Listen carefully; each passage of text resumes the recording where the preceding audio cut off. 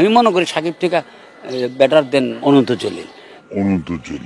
এবার শাকিব খানকে নিয়ে কথা বললেন দেলোয়ার জাহান ঝন্টু।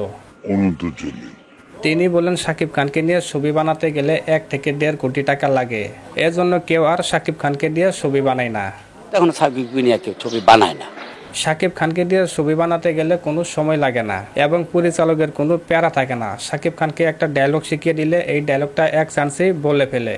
দেলোয়ার জাহান ঝন্টু স্যার আরও বলেন, অনন্ত জলিলকে দিয়ে কাজ করালে একটু লেট হয়, কিন্তু আমি মনে করি না যে এই আর্টিস্ট ভালো না। কিন্তু আমি মনে করি সাকিব থেকে বেটার অনন্ত জলিল।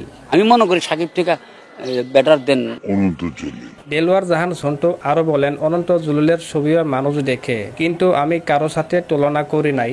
অনন্ত জলিলের মতো ছেলে যদি আমাদের দেশে লাস্টিং করে তাহলে সাকিবকে আমাদের দেশে কোনো প্রয়োজন নাই। একেবারে সোজা কথা বলছে। ওই সাকিবকে আমাদের প্রয়োজন নাই, সোজা কথা।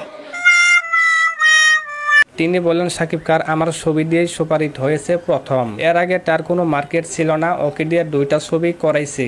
আমি ওর বদনাম গাই না, যেটা সত্যি সেটাই বলছে। আমি ওর গাই না, বদনাম গাচ্ছি না, যেটা সত্যি এটা বলছি।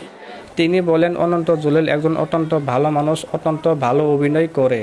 আমি অপারেশন জ্যাকপটে তাকে নিয়ে কাজ করে দেখলাম যে সে কত বড় শক্তিশালী অভিনেতা।